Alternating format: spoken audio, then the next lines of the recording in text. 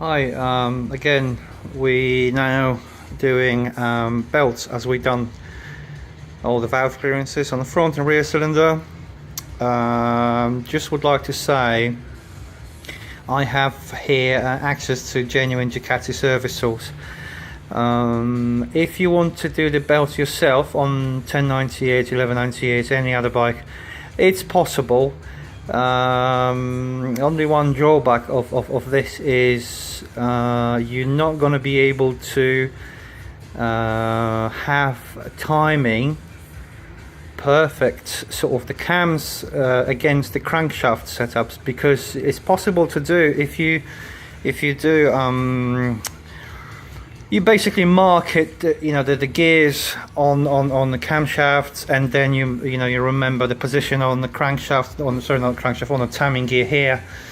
Then obviously you just fit the belt as the old one was, and put the tensioner here, and then you put it on there. You adjust the tension, and it's fine. I always prefer to do it good way as it should be, because you can do it even better with the degree wheel, and if you have race pulleys, so you can actually, this here you can adjust, because this tool allows me to lock the cams and crankshaft into this. Obviously they will have, I think we measured it once, so I think it's a half a degree difference only, so it's very precise.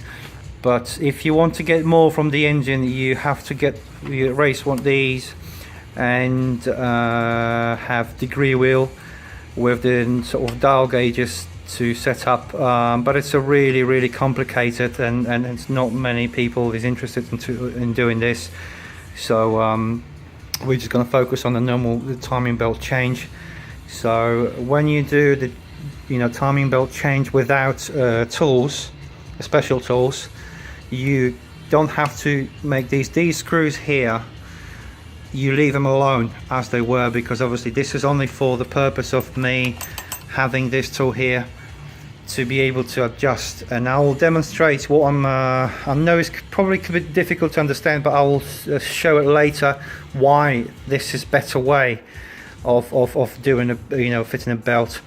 Ducati says if you fit the new belt, which I have a new belt, it doesn't matter which way you fit them, because there is no arrow, as you can see on the belt. So it could be this way, that way, whatever.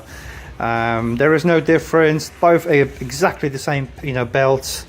So there is no vertical, horizontal, that you can fit them as much as you like, as long as you fit them with correct tension. There is the other question when we're talking about tension. I have special tool for tensioning the belts.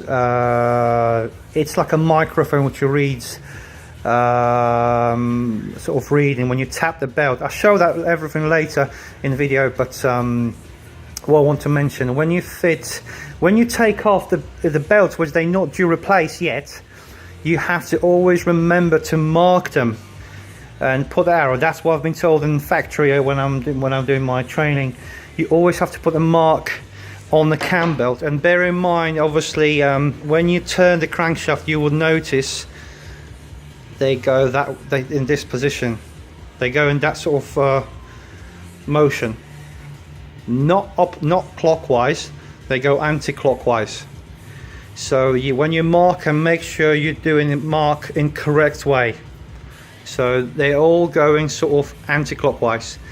And the other thing with the belts, when you fit used belts, you don't tension them sort of to a maximum like factory says, because it's 110 Hertz for the new belts. When you fit the second-hand belts, you tension them to the 80 Hertz. The measuring tool